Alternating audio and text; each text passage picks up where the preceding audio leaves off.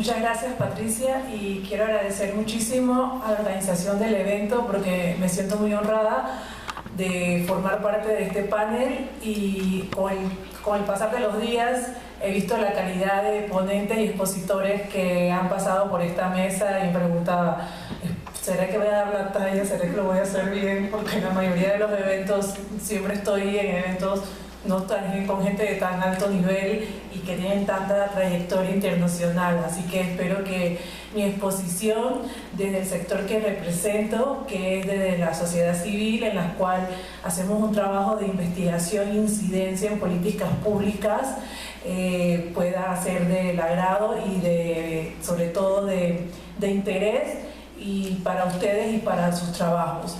Mi nombre es Lía Hernández y yo soy la directora ejecutiva de IPANDETEC.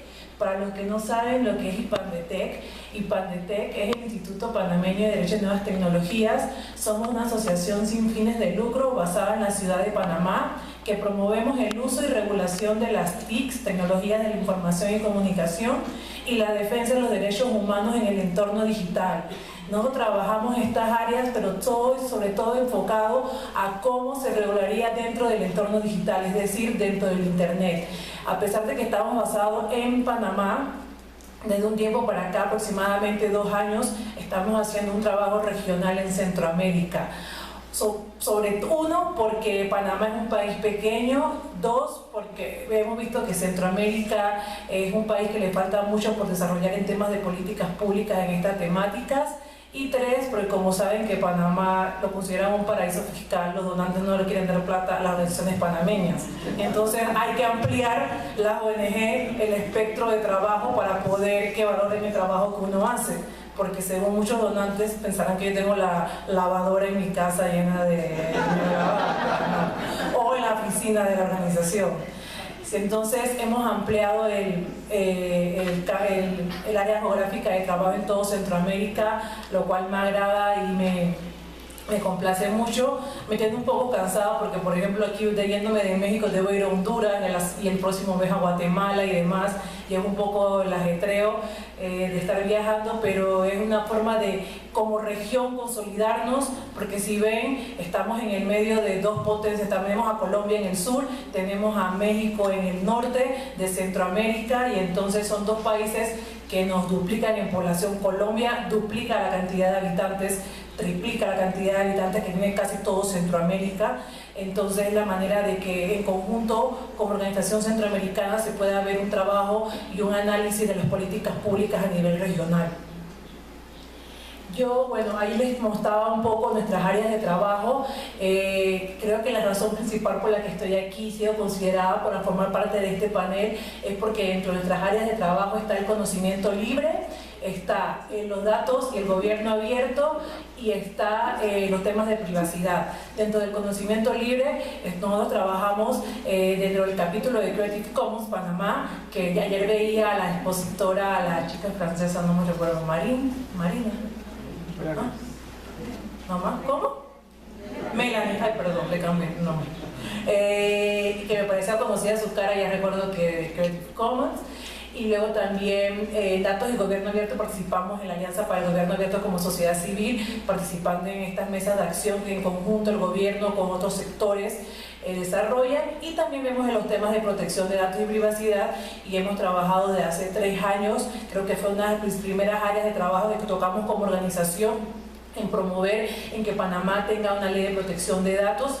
Ya tenemos, está en vacatio legis hasta el año 2021, y estamos así promoviendo igualmente que en países como en El Salvador, que hay 3 iniciativas de protección de datos, y en Guatemala también se regule, pero que se regule de una manera correcta. Debemos ver de que ya hay modelos en la región, como lo verán a continuación en mi presentación, en estas materias, como dicen en Centroamérica, en Panamá, no en otros países de Centroamérica, que el agua tibia no está inventada, o sea, como que ya la rueda no hay que inventarla, sino que hay que sentarse encima de estos modelos y estándares de protección de datos y temas de acceso a la información y derechos de autor, y que en otros países. Para nosotros como países que estamos en estado de maduración legislativa, poder legislar acorde, aunque esto lastimosamente les cuesta un poquito entender a nuestros legisladores, que son los encargados de emitir las leyes. Entonces, Como primera reflexión, y a diferencia de mi compañera de panel, María Teresa, yo voy a ir de atrás para adelante. Ella primero fue con derecho de autor y luego con protección de datos. Yo voy a ir primero con el tema de protección de datos y luego voy a ir con el tema de derecho de autor. Y aquí les dejo esta imagen para su reflexión. A que nunca cuando estuvieron en el cole y les mandaron a escribir algo, ustedes se preguntaron qué iban a hacer con esa información y tampoco pensaron de que esa información era creación de ustedes, ¿verdad? Nunca. Sino que como la maestra se los mandaba a hacer, entendían que era imperativo tener que hacerlo por no contradecir a la maestra. Entonces, se me ocurrió la presentación un poco. Aquí les dejo con... voy a hablar... Si hablamos de protección de datos, debemos ir para atrás y entender que la protección de datos emana de un derecho fundamental consagrado en muchas cartas magnas de muchos países, tanto de América Latina como del mundo, como en convenios internacionales en los cuales nuestros países son signatarios. Y se trata del derecho de la privacidad. Entonces, uno de los primeros en hablar sobre el tema de la privacidad fue el juez Thomas Cowley, el cual decía que era el derecho, el right to be let alone, el derecho a ser dejado solo, el derecho a no ser molestado. Posteriormente hubo una evolución del derecho a la privacidad, porque se veía la privacidad como un derecho a la propiedad del individuo versus el Estado. Luego se veía la privacidad como un concepto de tutela a la intimidad, y en caso de que esta intimidad fuera violentada, tendría que haber una reparación de esos daños del individuo con respecto a un sector o un ente privado o una empresa. Y luego, con el pasar de los tiempos, en los años 70, ya comenzaron a hacer las bases de lo que es el concepto de la informational privacy, donde además de proteger la vida privada y la intromisión, también se controla la información que se genera sobre nosotros mismos, nuestros datos personales. Y es entonces así como también se comienza a regular lo que actualmente regulan la mayoría de legislaciones de protección de datos en el mundo, que es la información de los individuos contra estas grandes empresas, y que desde mi área de trabajo en IPANDETEC vemos de cómo proteger los datos con respecto a estos grandes gigantes de Internet en el entorno digital. Entonces, ¿cuáles son las bases? Algunas de las bases legales principales de la protección de datos en el mundo. Está la Convención Europea de los Derechos Humanos, está la Convención 108 del Consejo de Europa, que no sé si sepan, pero en Latinoamérica los únicos países reconocidos para la transmisión segura de protección de datos por el Consejo de Europa son Argentina, Uruguay, y creo que está en el proceso México, si no es que ya no me enteré que ya fueron avalados. Posteriormente la Directiva de Protección de Datos, que luego fue modificada por el Reglamento General de Protección de Datos del 2016, y la Carta de los Derechos Fundamentales de la Unión Europea, por mencionarles algunos. Y por supuesto los dos que son como modelo para la región, para todos los países, y que cuando un país no tiene una ley de protección de datos, lo que hace es, vete al GDPR, vete al Asia Pacífico, el copy-paste. Así hicieron más o menos en Panamá, pero un copy-paste un poco mal hecho. Entonces, veo que el traductor es muy bueno porque él se está riendo de las cosas que digo. Entonces, el Reglamento General de Protección de Datos de la Unión Europea y el de APEC, el de Asia Pacífico, en el cual son miembros Estados Unidos, Canadá, México, Japón, Chile y Rusia, que son considerados por muchos estudiosos en materia de protección de datos como los dos textos de protección de datos modelos para regular en otros países. Es decir, yo soy de la idea y de la consideración de que cada país presenta sus debidas particularidades y que no debemos copiar un modelo legislativo de otro país porque en cada realidad son distintas. Sin embargo, hay figuras jurídicas del GDPR y de la PEC que yo podría implementar en mi país, en América Latina, y es lo que han hecho muchos de los países de América Latina, algunos para bien y algunos para mal. Bueno, este tema de los principios sobre la protección de datos, ya María Teresa se me adelantó, así que no lo voy a tocar, pero ya lo ha dicho básicamente los principios que rigen el tema de la protección de datos. Y bueno, con el trabajo que nosotros hacemos en IPANETEC regional en Centroamérica, aquí les dejo una infografía que demuestra cuáles son la situación de la protección de datos en los países de Centroamérica. Guatemala tiene un proyecto de ley del año 2009, el cual no está discutido, y el diputado que llevaba el proyecto no ha sido reelegido para el siguiente periodo que comienza en enero del 2020, por lo tanto vemos un poco imposible que se siga con el proyecto, la discusión de ese proyecto. El Salvador ha presentado este año 3 distintos textos de 3 distintos partidos, de 3 distintos grupos de diputados en el Congreso de la República de El Salvador, que esperemos que lleguen a acuerdos, se consoliden los textos y puedan regular y ser un modelo para la región centroamericana en esta materia. Honduras tiene un texto del año 2015 que ha estado paralizado y por la situación política un poco irregular del país, creo que es una materia en la cual no es prioridad por ahora. Nicaragua fue el primer país de América Latina, de Centroamérica, perdón, en regular en materia de protección de datos personales. Sin embargo, y a la fecha no tienen ninguna autoridad competente, ni siquiera han reglamentado la ley, ni mucho menos se aplica. Costa Rica, como siempre, el pionero en la región para todo, excepto en temas marítimos. Por supuesto que Panamá y le damos la delantera. Pero Costa Rica, como siempre, nos ganan de fútbol para arriba, nos ganan en todo. Bueno, y ni hablar México la semana pasada con Panamá y en el Azteca, no comentemos de fútbol entonces.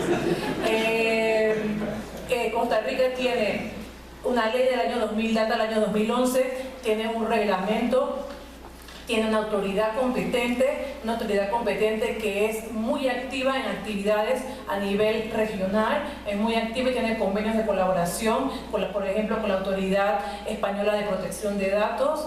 Casualmente el próximo mes vamos a participar en Montevideo en un conversatorio con ellos.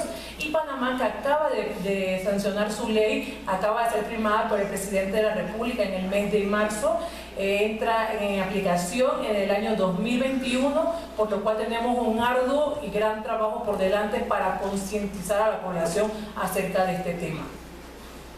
Entonces, ¿qué es dato personal? Aquí les dejo una definición de qué es un dato personal, me voy a permitir leerlo, pero es cualquier información referente a personas físicas identificadas o identificables, siendo identificable toda persona cuya identidad pueda determinarse mediante un identificador, por ejemplo, un nombre, un número de identificación, llámese cédula, documento de identidad, DNI, datos de localización o identificador en línea, como lo son el número IP, o mediante el uso de uno o varios elementos propios de identidad física, fisiológica, genética, psiquiátrica, económica, cultural, social o de la persona. Como saben, los datos a su vez son subclasificados en datos de carácter sensible, datos personales, datos biométricos, datos laborales, como lo verán aquí, la identificación, datos físicos, que son los rasgos de la persona, los datos biométricos, que son nuestra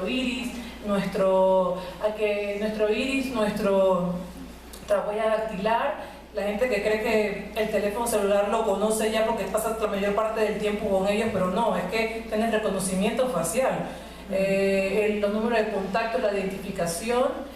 Y bueno, aquí les dejo por si tienen tiempo para los que están aquí en México y para los que les quedan largas horas de vuelta a casa, de viaje, para que puedan leer acerca de un estudio centroamericano que hizo IPANETEC y en el cual analizó la regulación de cada uno de los países, a pesar de que la mayoría de los países de Centroamérica no tenga propiamente un texto único sobre protección de datos personales. Sí tienen leyes sueltas en materia de telecomunicaciones, crediticias y demás, y sobre todo en la mayoría de los países de Centroamérica poseemos una ley de acceso a la información pública en la cual se define lo que es dato personal. Entonces, ahora me voy a la parte de los datos abiertos, que también tiene relación y a la vez causa confusión con muchas personas en cuanto al tema. Principalmente en Panamá, que ahora se acaba de aprobar esta ley de protección de datos, entra en mucha confusión porque en su momento la autoridad competente que le tocaba liderar el trabajo legislativo junto con la Asamblea Nacional de que hubiera una ley que es la ANTAI, sería el equivalente al INAI aquí en México. En ese sentido hemos imitado el modelo de México, del INAI, de que el INAI sea la autoridad rectora y que es la que lleve el tema. no le quedaba muy claro y decía que la protección de datos en ciertos sentidos violaba la transparencia, iba en contraposición con la protección de datos. Entonces, para hablar un poco de los datos abiertos, que es otra de nuestras áreas de trabajo, cabe decir que los datos abiertos producen transparencia. Los datos abiertos no les gustan a muchos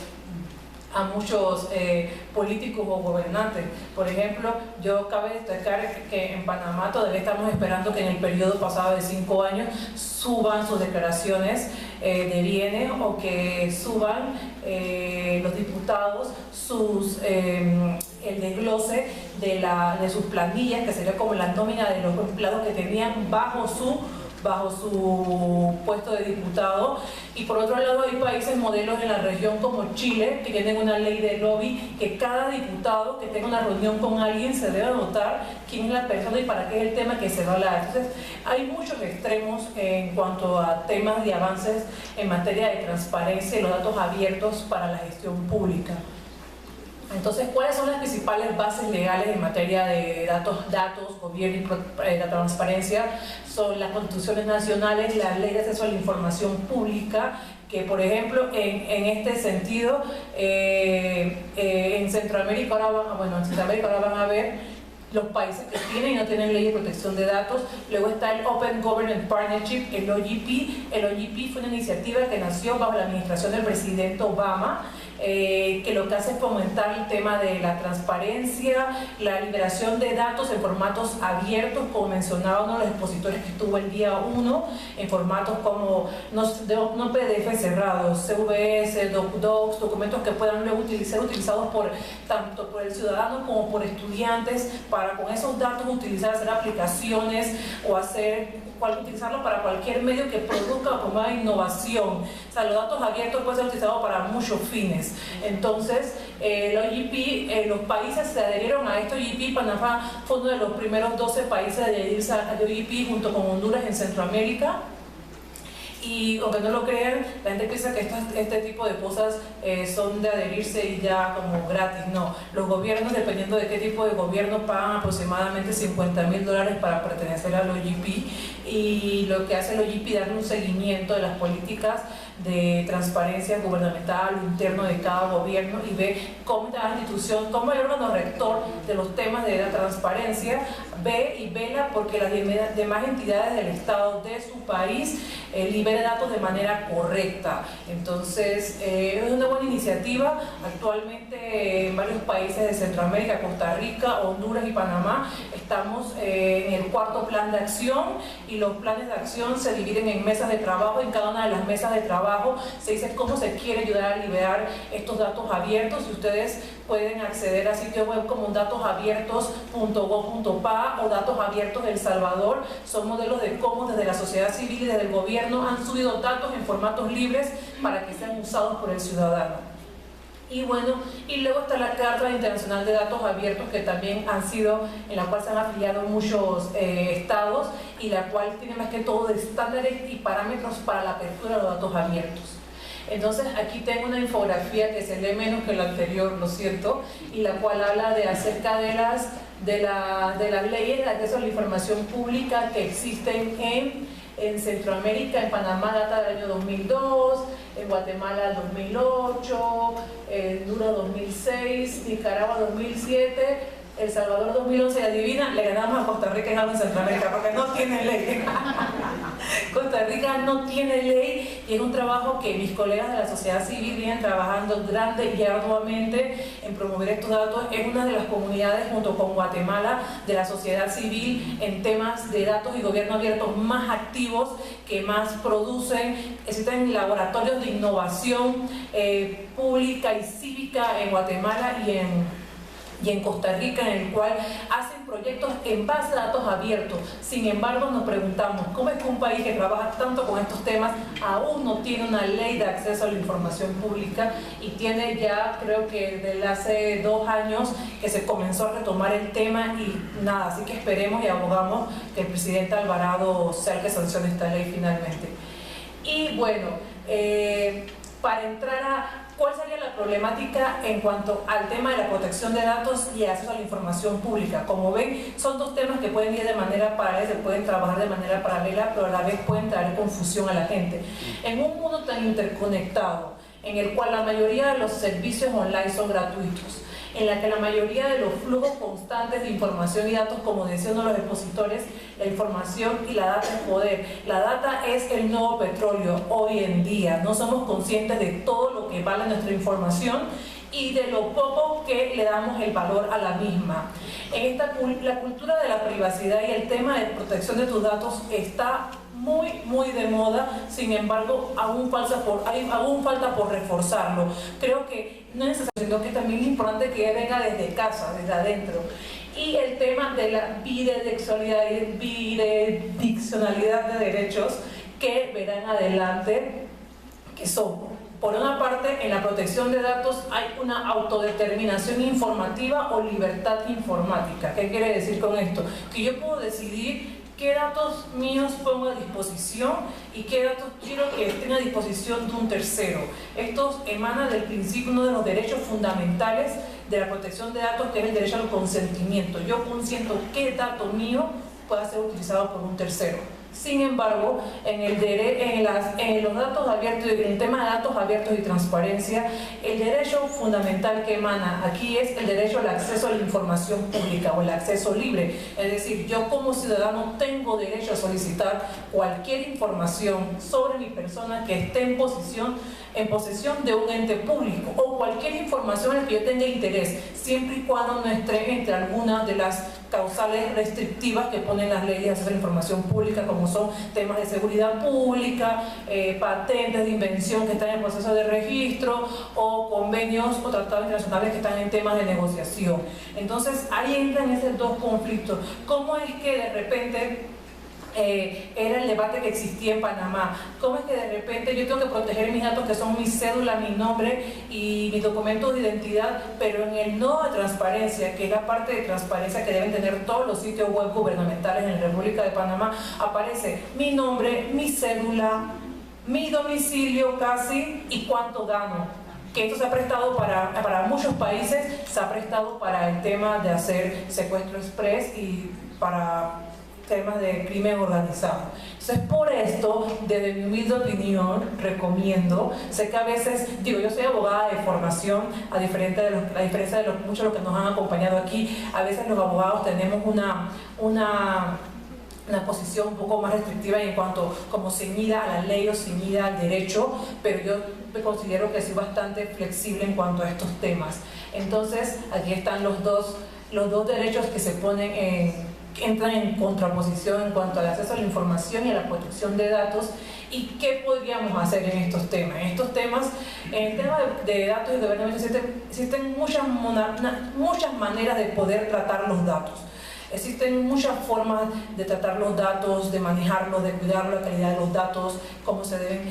Y recomendaría el tema de la anonimización de los datos. Como ustedes ven aquí se ve el nombre, la edad, el departamento, el distrito, toda la información sobre una persona, acerca de una persona, la Subsecretaría de Administración Financiera de El Salvador. Información confidencial, datos de carácter personal. Desde que ustedes ven el nombre y la cédula, datos de carácter personal, porque hacen identificar a una persona. Con el número de cédula de una persona ustedes pueden encontrar cualquier tipo de información sobre esa persona, cualquier tipo de información. Incluso con el número de matrícula del coche pueden encontrar cualquier tipo de información de esa persona, a no ser que esté inscrita el coche a nombre de una empresa, pero es súper identificable la información. Entonces, ¿qué podríamos hacer? Anonimizar la información. Aquí solo ha quedado el nombre, el apellido y los datos más sensibles, como son el tema de su domicilio, que se podrían prestar para algún tema controversial, lo hemos anonimizado. ¿Cómo se hace? Existen herramientas gratuitas que sepan en el internet que podrían utilizar para estos fines. Hay muchas herramientas desarrolladas por fundaciones a nivel internacional que promueven los temas estos y que ellos ponen a disposición del ciudadano herramientas gratuitas para poder ser utilizadas. Entonces, así es como se anonimizan los datos. De datos genéricos se van eliminando y se quedan rangos de datos, de modo de que pueda haber una óptima anonimización de los datos. Entonces, Vamos a hablar del derecho de autor.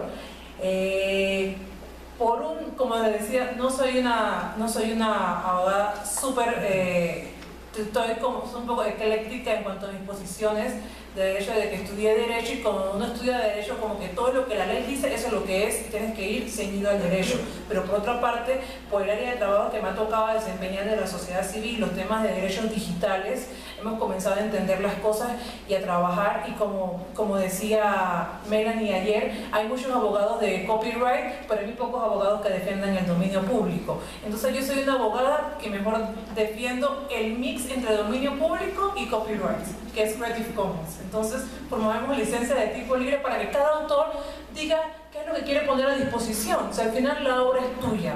Entonces, y que se rompa esa imagen o ese tabú de que el copyright es lo mejor para mi obra, cuando está 100% comprobado que la utilización de licencias de uso libre ha ayudado a promover la apertura del conocimiento. Entonces, por eso que quiero citar esta infografía de mis colegas de Creative Commons México, que en el rango en el marco del Día del Libro, dijeron: por un derecho de autor que promueve el derecho universal al acceso a la cultura y no solo el derecho comercial y el cobro y las regalías, porque el derecho de autor es mucho más, o porque que la propiedad privada. Se puede promover otros muchos derechos a través del derecho de autor, como lo puede ser el derecho a la educación, y se pueden promover muchos más derechos. Entonces, quiero hablar rápidamente sobre una directiva que impactó grandemente en Europa, y pasó el año pasado, el 12 de septiembre, la directiva europea sobre copyright. Muchos creerán de que, pero bueno, si una directiva europea, ¿de qué manera podría impactar esta directiva a América Latina y el Caribe? En muchas cosas, porque independientemente nosotros desde América Latina y el Caribe utilizamos plataformas digitales que tienen su sede o su base en Europa. Entonces ese día fue el día cero, porque hubieron dos artículos muy controvertidos, que fueron el artículo 11 y el artículo 13 de la directiva europea, y me permito leer este ejemplo, por ejemplo, de qué manera tendríamos que manejar con cuidado nuestra información a raíz de esta directiva. Por ejemplo, sabe que YouTube tiene una funcionalidad que se llama el Content ID. Entonces, este sistema busca adaptar medidas necesarias para filtrar el material protegido por el derecho de autor que los usuarios cargan a su sitio. Esto debe hacerse de forma automática, según la directiva. Sin embargo, el Content ID hace la elección del titular del derecho, es decir, el autor quiere añadir un video al sistema para hacer los filtros necesarios a otras obras derivadas, posiblemente infractoras.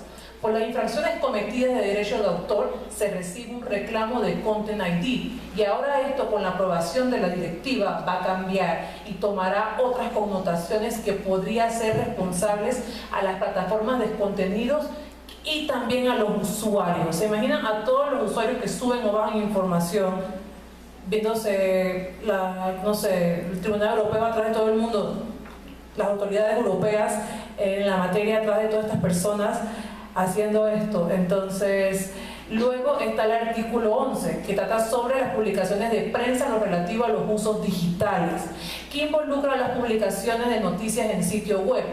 Se trata de un artículo que ofrece facilidades a los editores a reivindicar derechos por publicaciones en redes sociales, porque, como saben, en las redes sociales todo el mundo copia y pega todo lo que ve por ahí sin siquiera reivindicar al autor, cuando el principal derecho que tenemos como autor, incluso en Creative Commons, que son licencias de uso libre, el derecho que siempre se pide, que se ha considerado, es el derecho de la atribución.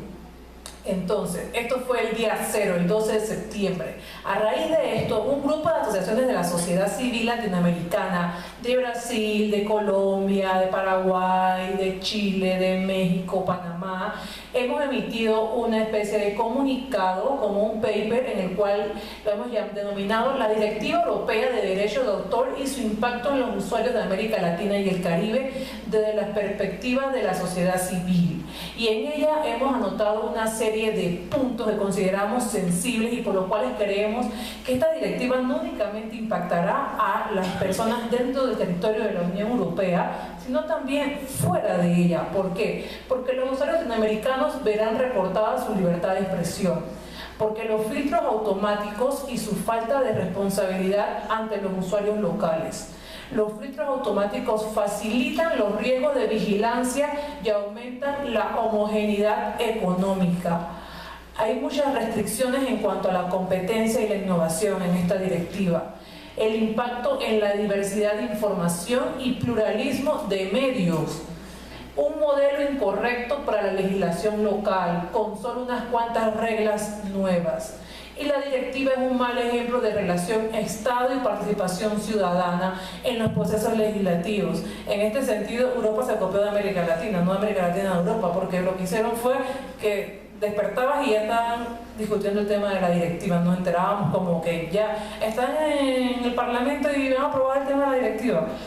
Entonces, estos son los principales puntos que hemos considerado. Me gustaría como explicar uno a uno, pero por tema de tiempo no voy a poder. Les puedo pasar el link para que lean el artículo que hemos realizado en conjunto de las organizaciones. Y por último, quiero recordarles que ni compartir ni copiar es delito, y los quiero dejar con este lema de compartir no es delito, que fue una campaña realizada por una organización de la sociedad civil denominada Fundación Carisma de Colombia, que lideró un proceso de un juicio en contra de un biólogo colombiano llamado Diego Gómez, el cual se le quería penar con 3 a 5 años de 10 multas, porque en esta plataforma SlideShare o esta plataforma que sube PTTs, él cogió una PTT de esas y la subió a otra plataforma, y el autor de la PPT lo denunció. Y estuvo alrededor de 2 o 3 años entre juicios de aquí para allá. La sociedad civil latinoamericana se unió, hubieron abogados que apoyaban de manera pro bono, hubo un crowdfunding para recolección de fondos para que Diego no llegara a ser, no pusieran preso. Diego estaba viviendo en Costa Rica, donde hace una investigación en biología marina a anfibios, y no podía ir a Colombia, a su país, por el miedo de que no lo dejaran salir por una alerta de alarma o algo de algo. Y gracias a Dios el año pasado Diego salió inocente, y sobre todo, mejor aún, la parte contraria no apeló, porque si no sería otra vez hacer un crowdfunding para recoger fondos para pagarle al abogado en la apelación. Entonces los quiero dejar con este lema de compartir no es delito. Muchas gracias, y recordarles que el otro año en Panamá va a ser la sede de los 2 eventos más importantes de datos y gobierno abierto de la región, Relatán y Condatos. Mi organización Impandetec es una de los hosts, es el host de la sociedad civil, junto con la ANTAI y la IG, que son las 2 autoridades del gobierno que respaldan esta iniciativa. Así que si alguien está interesado, sería súper bueno, porque la mayoría de las iniciativas que tratan ahí, se presentan muy pocas iniciativas relacionadas al tema de bibliotecas, educación abierta, bibliotecas abiertas, ciencia abierta, y sería muy bueno contar con mucha mayor participación de personas de la región que aporten a estos temas. Muchas gracias.